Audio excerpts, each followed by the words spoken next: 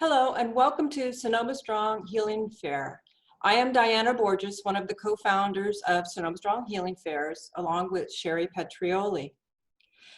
This is our first online healing fair, but we have held 3 previous in-person healing fairs. And the first one was in 2017 after the wildfires came through Sonoma County and our surrounding areas.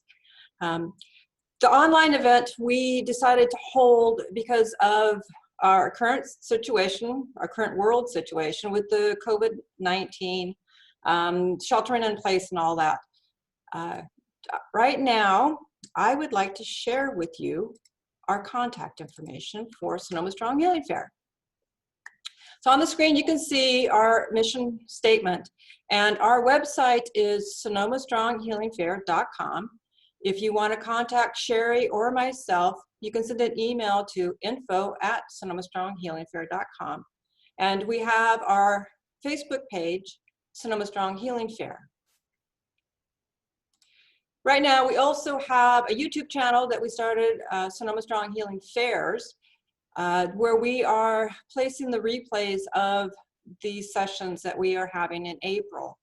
So in April of this month, for assisting with the COVID-19, we have one practitioner or doctor each day doing a presentation.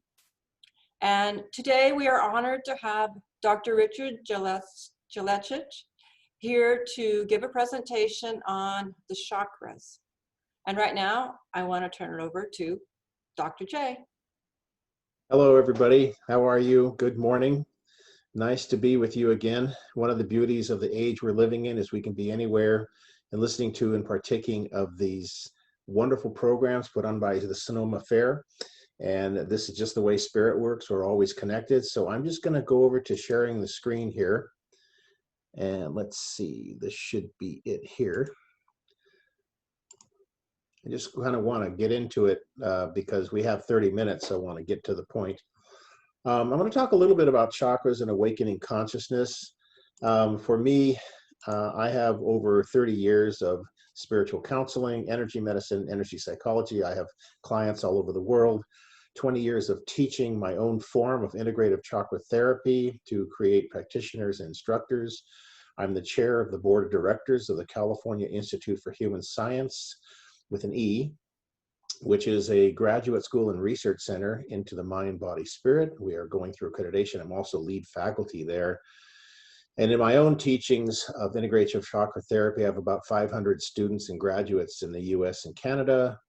I've created a couple of books on the chakras, just to give you kind of an idea of who I am and what I do.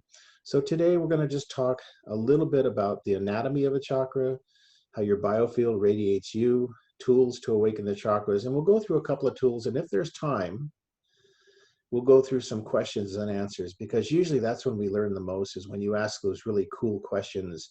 What do you mean the biofield radiates you? And this is how we learn through the discourse. So just a couple of key points. You know, to teach adequately the understanding of the chakras, it takes a little bit. You know, at the Institute, it's a 4-unit, 40-hour course. If people take my training, that's a 2-year training. But chakras are conduits of consciousness, not just energy. A lot of people think chakras are about fuel, electricity, or, you know, power, but it's a lot more than that. They actually affect 4 archetypes of the whole human being: mental, spiritual, physical, and emotional. And those are the 4 archetypes that flow back and forth between the astral and physical dimensions. Each chakra has unique intuitive abilities. Every intuitive ability in every person is on 24/7, just like you have muscles in your body. And if you go to the gym, you can cultivate that muscle, but you still have it. So in most people, the intuitive abilities are not cultivated, but they're on because of the fact that we have chakras that are not limited to time or space. We're automatically intuitive. So again, chakras affect the 4 archetypes of the whole human being: physical, mental, emotional, spiritual. Chakras can be awakened with spiritual practice. So what that means, that in most people, the chakras are not awakened. That's not a bad word. Dormancy is not bad. It's just that it takes a little bit of rigor or discipline to awaken the chakras, but they can be awakened with spiritual practice. And it allows the true wisdom of the spiritual being to come forth and to merge with your physical nature. And this way you overcome the illusion of separation from the oneness in which you already live.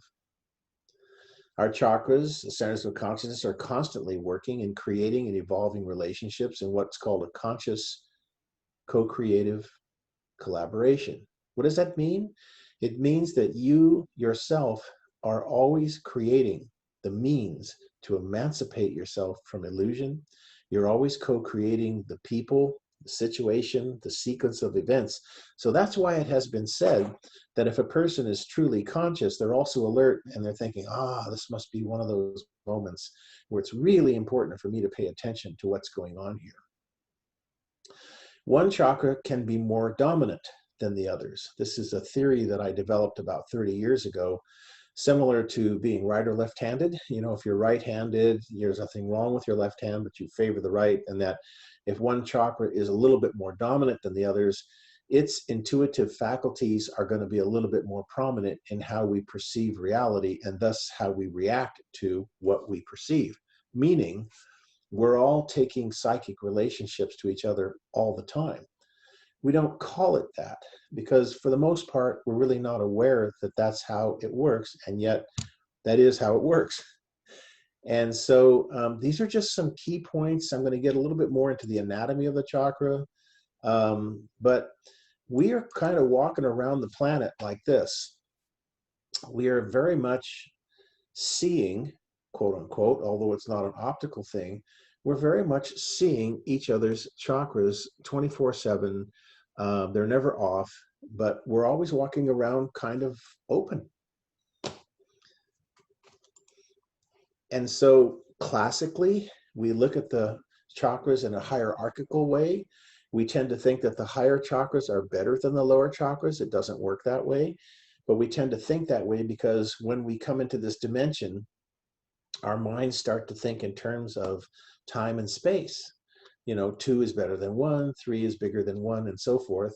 And so we tend to think in this way. And of course, classically, the chakras have been imaged to look like this, more or less along the column of the spine, with a Sanskrit symbol in each one.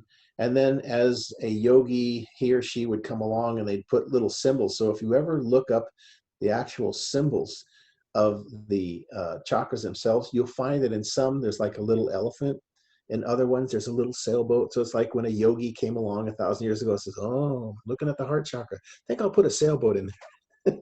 It's actually quite lovely. But it's also interesting too, because today when we look at chakras, we think, oh, you know, heart chakra, that's green. Well, in one of the 4 major writings on the chakras in the Vedas, one of the writings says, yes, and the heart chakra is a lovely crimson color. So it becomes highly unique to the practitioner what the actual color is, because colors in the astral dimension are a little bit different than they are in this dimension. So typically we know that if we want to access the power of the chakras, we can engage in prayer, we can engage in meditation, yoga philosophy. You know, yoga was originally created to put the body in certain postures which made it more possible to meditate. It wasn't simply about stretching and accessing the fascia and the muscles. It was more about how to gain a deeper insight into the true self. Spiritual practices, whatever that may be for you. Excuse me one second.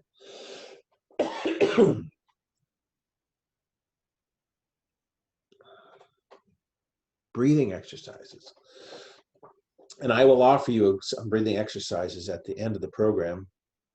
Circulation of light, chakra breathing, and I'll give you the link to that. The reason why the word faith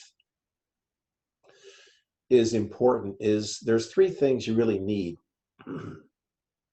in order to awaken the chakras. 1, yeah, you do need some rigor, some discipline that awakens the chakras. Number 2, you have to have faith.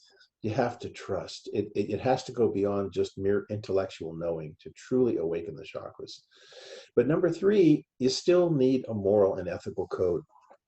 You still need to be in a space where, here we go, in a space where you're using these abilities in harmlessness and in compassion. If you have questions, hang on to them. Perhaps we'll have some time at the end that we can answer. Now, without faith, the inner Christ, the inner Buddha, the inner Krishna is almost impossible to awaken. And this is where each one of us has to pass through the door of awareness ourselves. We have to be at the dweller of the threshold, or the dark night of the soul, so to speak. We have to be in that place of absolute trust. So commonly people will say, oh, well, you know, Dr. J, am I intuitive? Well, chakras are not limited to time or space. And this is where a lot of people will put on the brakes in the world of metaphysics, because it's such a conundrum. You know, how can you have 7 chakras that exist, but they're not limited to time or space? One of my main teachers, Dr. Hiroshi Motoyama, was the founder of the California Institute for Human Science. He was a realized yogi, but also a scholar and a scientist. And he was able to prove the existence of the unique subtle energy body. That's hard because in the next dimension, the astral dimension, there is no time or space, and yet there's uniqueness. So we have a little problem with this. But by definition, if you have 7 chakras, you're by definition intuitive. So chakras are on, quote unquote, 27. They're never off. And for me personally, they're never blocked. They're never closed. There's no such thing, because if they were, you wouldn't be here. So it's just that for many people, these attributes are not cultivated. And like anything else, if you're under the guidance of a proper coach, you can cultivate them in what's called the safety way to become stimulated so that they awaken. When they awaken, everything changes. So chakras are transducers of consciousness, not just energy, consciousness. They're the first point of entry into the physical dimension. And they affect 4 archetypes, not just one. That's why the type of healing energy psychology, energy medicine and energy psychology that I use in integrative chakra therapy is so powerful, is because it doesn't just work on the body. It works on the mental, spiritual, and emotional states of being together, because our practitioners are allowing that power to flow through the chakras, not from their chakras. So this is where the chakra itself is what constitutes a part of what makes the human aura, or today it's called the human biofield, that holds your body in space-time. So typically, if you look at it this way, your chakras are kind of like lenses, and your self, or you on the higher level of yourself from the astral dimension, is shining a light into this dimension. And the light on the wall is what you perceive as yourself. Yogananda said it in a different way, because in his day, movie theaters were a big deal. He'd say the actors on the screen are not the actors. The actual actors are the white light of the projector shining through the film. And when the film shines on the wall, the screen are not the actors, just like the map's not the topography. So the you that is yourself is like the body of the flashlight in the astral dimension. It shines through a chakra and creates the physical you that holds your 60 some odd trillion cells in time and space together as what you see in the mirror, your mental, physical, spiritual, and emotional being. And believe me, I get it. If your heart chakra, let's say, was green, you'd be looking and seeing everything as green, because that might be the one that's the most effective for you. And I might say, well, you know, actually, it's a white light shining through a green filter. So what would you say to me? You'd say, no, it's green. But the way to look at the chakras here is as these lenses of light. And the light is not the flashlight. You turn on the flashlight, it emits a beam, but where did the light come from? It came from the body of the flashlight. And so therefore the chakras are holding that light, quote unquote, in this dimension as the you that you experience as yourself. But because chakras represent uniqueness, they also represent the ability to overcome that uniqueness because we live in oneness and there is no separation. Think of it this way. You're like a wave upon the ocean. You're made up entirely of ocean, but you're distinct within it. And as you move over the surface of the ocean, eventually you come to the shore. And when you reach the shore, the ocean is still ocean, but the wave disappears. Where did the wave go? Well, it was always ocean. So it's like saying you're not in the universe, you are the universe who is just experiencing itself through an aperture, a lens. You're a point of attention on a sea of consciousness, and many other types of sayings. So the chakras simultaneously hold you in space-time as a unique being, and yet through your prayers, your meditations, through awakening the chakras, they help you to perceive a higher level of awareness that is beyond the limitations of simple intellectual knowledge. There's a great difference between awareness and simple knowledge or intellect. Einstein said imagination is much more important than knowledge. So every chakra has its own psychic ability. And this is just a sampler. Whereas if you see, well, wait, Dr. J, you're only showing chakras 2 through 6, whereas 1 and 7. Well, to me, chakras 1 and 7 are more like gateways to beingness.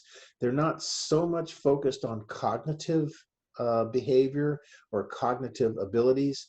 So I tend to focus more on 2 through 6. You are most welcome to intuit as you wish. The second chakra is called Svadhisthana. That's a Sanskrit word that means the home of the original self. And its main psychic ability is called the energy of the mystic, which is the ability to know what is the potential of a person, place, or thing. Third chakra is called Manipura, which means the jewel. And its main psychic ability is incisiveness, which means get to the point.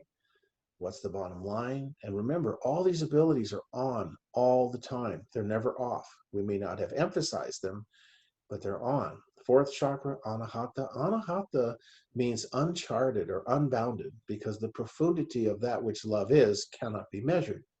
But its main abilities intuitively are empathy. We know what empaths are, the ability to feel the purity or the depth of love in a person, place, thing, event. Doesn't have to be people. And symmetry, the ability to see how all of the facets go together to make the whole being. Fifth chakra, Vishuddhi. Vishuddhi means to purify, or the purification. And one of its main abilities is telepathy. So telepathy doesn't just mean reading the mind, it means knowing what is the character of a person, place, or thing. And so when a person sends the power through the chakras, but not from the chakras, so healers are only conduits. We don't do the healing, we facilitate the healing by letting the divinity flow through us.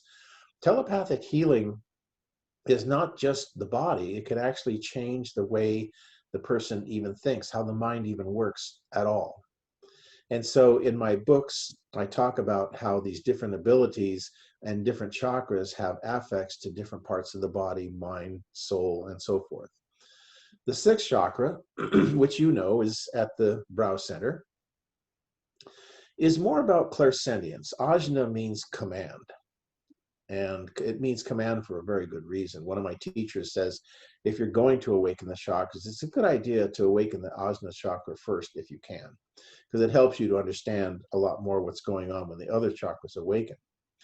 Clairsentience just means the ability to know that which cannot be known, to know that you know. It's kind of an abstract thing, but it also is the one that brings in the new paradigm. I just had a session with a lovely woman yesterday who lived back in Maryland, and was talking to her about her third and sixth chakra being active and working together. So in the explanation is talking about how those two psychic abilities working together affect the way she perceives reality and thus her reactions.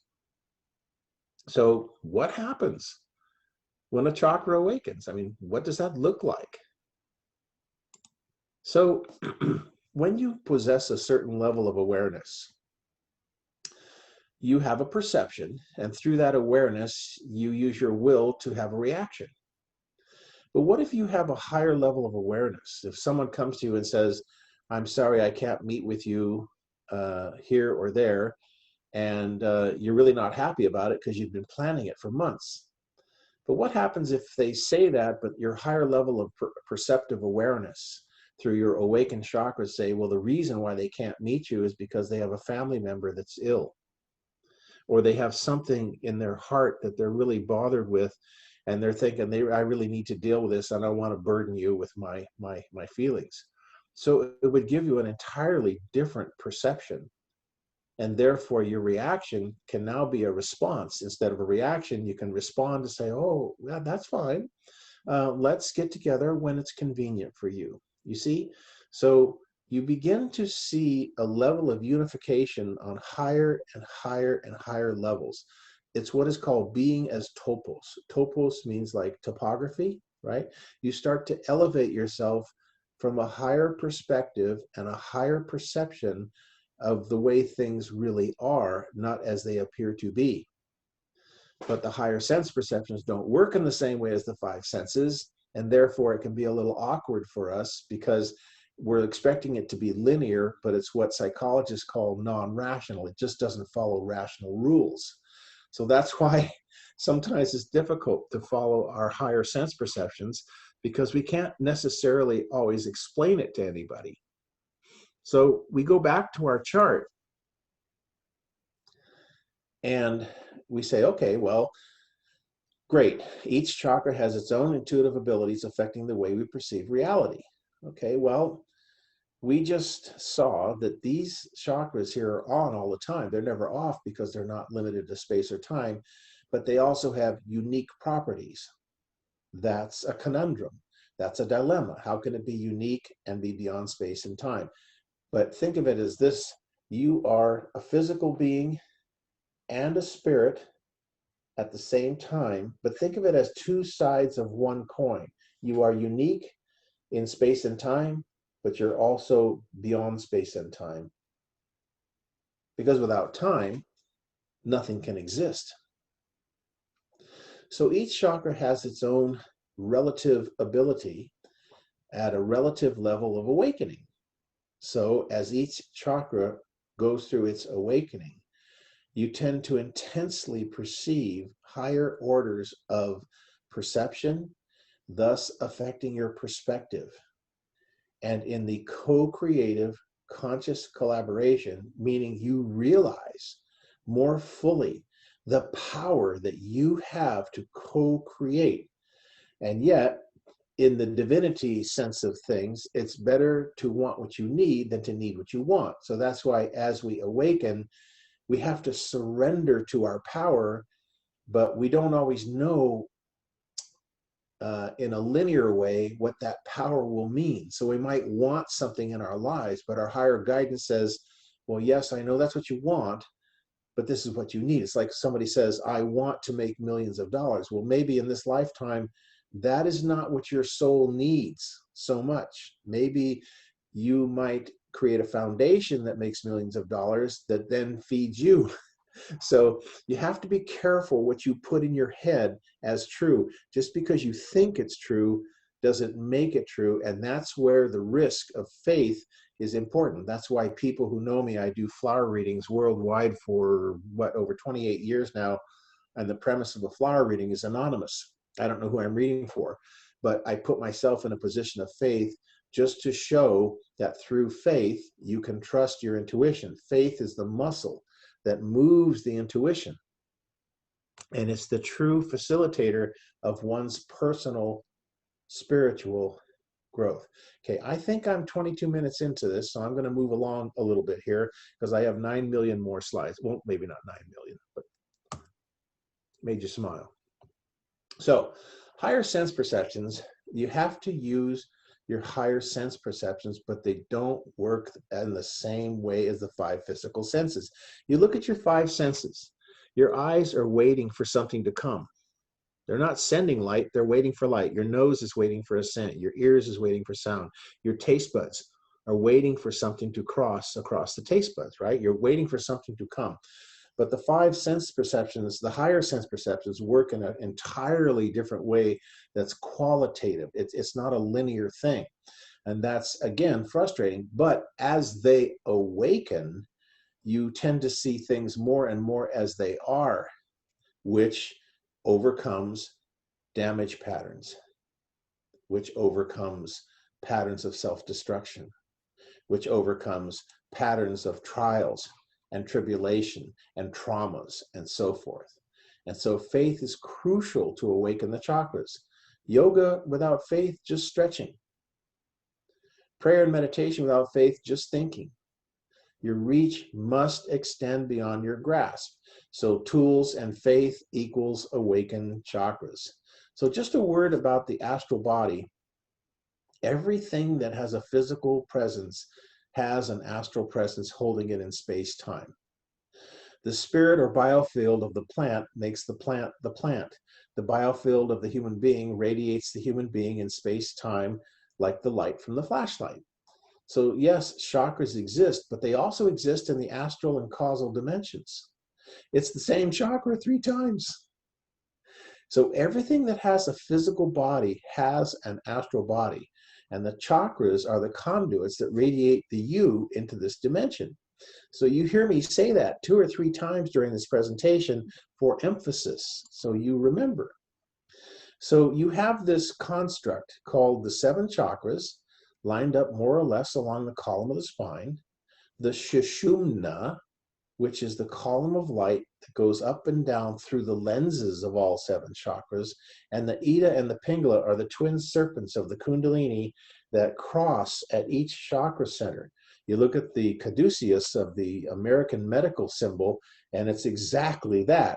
But all of those together, the 7 chakras, the Sushumna, the Ida, Pingala, are the biofield. And the biofield is what holds you in space-time. Holds you in space-time. So I have a couple of breathing techniques that I'm going to give to you. All you got to do is just send me an email or go on the website and you'll find an email there. And the reason why breathing is important is because your breath, just like your voice, is your consciousness. It is you. In fact, yogis will say every breath is a death, because without the next breath, your physical body no longer here. You're gone. And so which breath is your most important breath? The one you're breathing now. So in these breathing techniques, the first one is a chakra breathing technique. And I'm not going to go through this one. I'm going to go through the second one, because when you have the handout, it'll take you through it very simply. Basically, in both breathing techniques, the breath is divided into 4 parts. Breath in, hold, breath out, hold. This is called yogic breathing. It's a fantastic way for de-stressing. Later on today, I'm giving a lecture through Oasis on de-stressing techniques, which will cover also some of these breathing matters as well. But in this breathing technique, you would breathe in, focus on a certain chakra, hold, breath out, and hold. Even the word pranayama means breath retention, in that you'd actually be holding the breath longer than you'd actually be doing the breathing, like breath in 4, hold 8, breath out 4, hold 8. Well, a lot of us can't do that. So it's not a contest as to how long you can hold your breath, but what it does is you are the space in between your breath.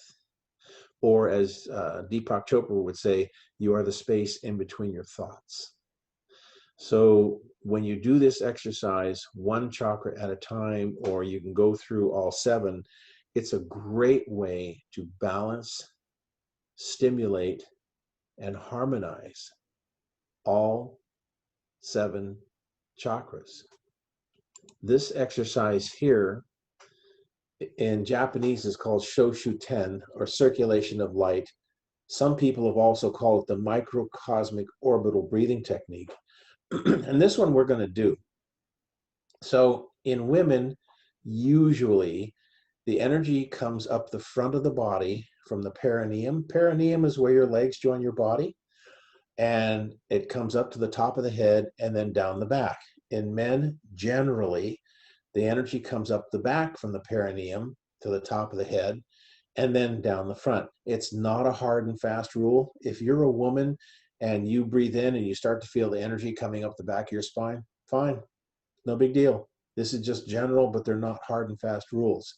So in order to do this, you are comfortable.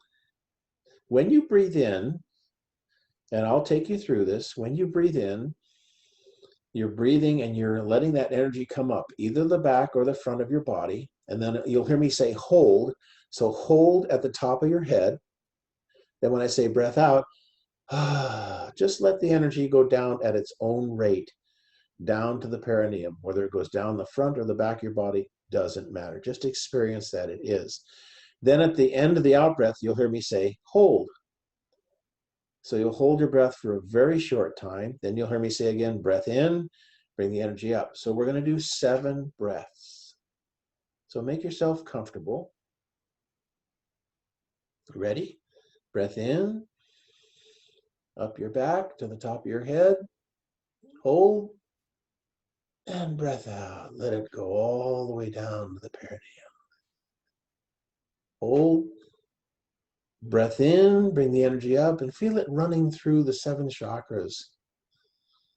The top of your head, hold, and breath out. Let it roll all the way down to your perineum. Hold. Breath in, bring the energy up. Hold, top of the head, and breath out. Let it go down through all 7 chakras, feeling it go through the lenses at its own pace. Hold. Breath in, bring the energy up, all the way to the top of the head. Hold. And breath out, all the way back down to the perineum. Hold. Breath in, bring the energy up through the lenses of all 7 chakras. Feel that power rising. Top of the head, hold. And breath out. Just let it go down through all 7 chakras at its own pace. Hold. Breath in, bring the energy up. Hold. Breath out. Let the energy just fall at its own pace. Hold. Last one, breath in, bring the energy up all the way through the lenses of all 7 chakras to the top of your head. Hold. And breath out all the way down and resume normal breathing.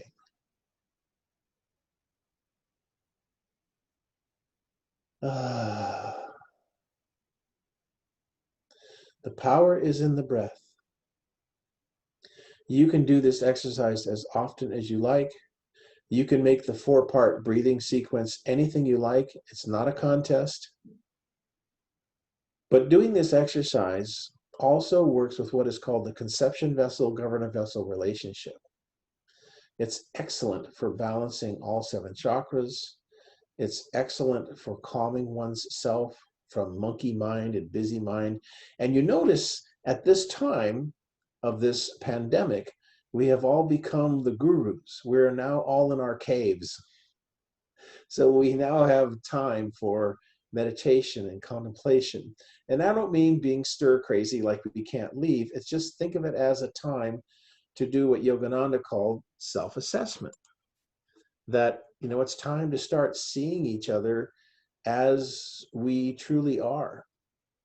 That we really are beings of light having a physical existence, and that we reject fear. We dissolve fear. We shatter our challenges. we let go of trepidation. We let go of expectation. We fully embrace the power of who we are in the moment. And very importantly, we choose to be happy. If you do not choose to be happy, no one can make you happy. Do not blame God for that. And if you choose to be happy, no one can make you unhappy. If he had not given us freedom to choose our own will, we could blame him when we are unhappy. But he did give us that freedom. It is we who make of life what it is. Paramahansa Yogananda. So I wanted to use our time wisely because I want to honor that presenters are granted 30 minutes for a presentation. And as you probably know, there's a lot more that I could talk about because it's such a vast subject. Even the attributes of each chakra would take hours. But I do take on students and classes. I do mentor. I do have a free handout for you. You can just email me at Dr. Jelusich at lightnews.org. The reason people call me Dr. J is because my last name is like a jealous itch, Jelusich. So some people call me Dr. Hoo-Hoo-Witch. So Dr. J will work just fine. Dr. Jelusich at lightnews.org, and my website is lightnews.org. So at this time, if you'd like to ask me some questions, if we have time, if our sponsors have time, then we can go ahead, and I'm going to stop the share right there and ask you if you have any questions for me. Oh, can he tell us more about the class that he is hosting? Well, today I'm also presenting at Oasis, the Center for Lifelong Learning, at 11 a.m. Pacific time on de-stressing techniques. It's an hour and a half to 2 hours, and it's a $15 cost. And on my website, there's a complete calendar of events. I also do a lot of private sessions, energy medicine, and I have a lot of success helping people give up some pretty serious problems. But at the same time, this is not my first lifetime doing this type of work. Plus, I've been doing the spiritual work now for over 30 years. So we are all here to be in service in some way. So any other questions, any other open dialogue that we can get into? Oh, I see a chat line coming up. It says, Patrice, I have a question about the energy flow. If someone has a scar, for example, a hysterectomy scar, that will block the energy while doing the breathing technique. There's actually two answers to that. One is, let me get you back here.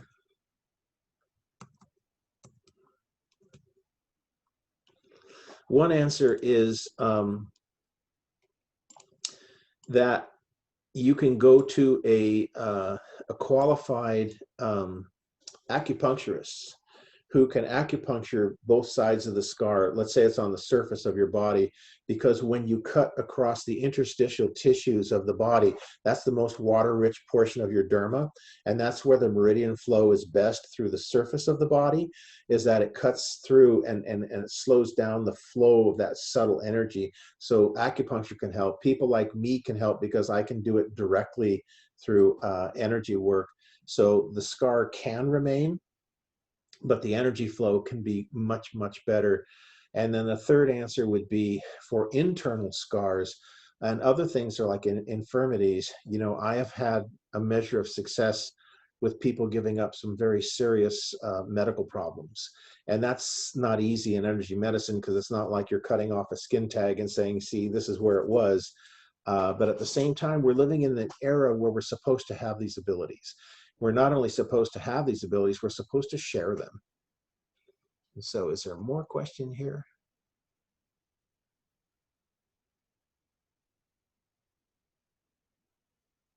Here is a plug. Highly recommend his 2-year course. Thanks, Dr. J. Nice to see and hear you. Great sharing. Oh, thanks, Kathy. Thank you very much. Yeah, she was an excellent student. Was in the San Jose class. Anything else? Of course, after this, you know, you can always email me and ask questions and so forth. That's part of what I do. I teach through the Institute. We start new classes in integrative chakra therapy twice a year in the US and Canada. And I also do mentor students on a one-by-one basis. Anything else?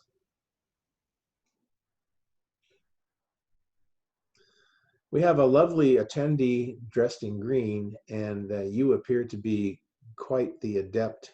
I'm just a little surprised you don't have a question. Not that you have to ask me one, but I'm always interested, because there's no problem to, to look at the attendees and to see more than just the physical image.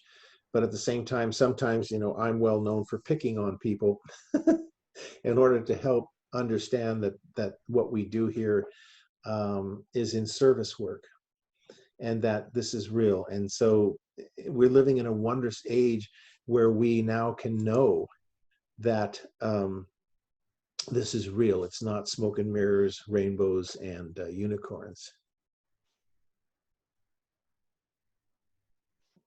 Okay. Was there another question? No. Dr. J, that was wonderful. That was absolutely wonderful. And My pleasure. yeah. Okay. Oh, what's going on here? Okay. that was amazing information. And like he said, if you have more questions, his contact information is on the screen. And yeah, please reach out, because I feel you have a wealth of knowledge that a lot of us would be interested in hearing more about. So thank you so much for being part of the Sonoma Strong Healing Fair. And yeah, as Diana just put in the chat, it will be up on YouTube, so you'll be able to hear it again as many times as you want. Okay, so my name is Sherry Pedrioli. I am the other co-founder of Sonoma Strong Healing Fair, and I am the founder of Holistic Choices Incorporated. Holistic Choices Incorporated and Sonoma Strong Healing Fair are nonprofit organizations that provide to our communities education, free healing fairs such as this, and hopefully we'll be back in person real soon. We also have a compilation book series that are also stories of healing through alternative and holistic healthcare. And all of this is free for you, to assist you in exploring your choices in alternative and holistic healthcare before making life-changing decisions. So if you want more information about our nonprofit, please visit us at sonomastronghealingfair.com or choicesbookseries.com. And I am actually going to share my screen here a minute.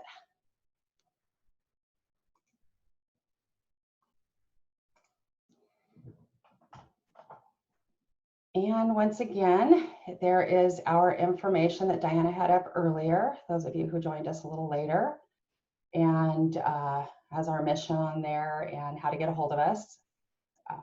One of the, again, the website is sonomastronghealingfair.com, or you can reach Diana or I at info@sonomastronghealingfair.com. And here is our upcoming presenters for the remainder of the half of April. Tomorrow night, we have our very own Diana Borges, who is going to be doing some heart access. And then Sunday morning, Ruth is going to be doing Pilates, chair Pilates for us. So it's really important in this time that we I'm trying to stop my share. Sorry, something's not stopping. Anyway, it's really important in this time to keep our bodies moving. So we're all at our computers a lot, and I don't know why my screen share isn't stopping. Okay, hold on a second. Hold on, more technical difficulties here.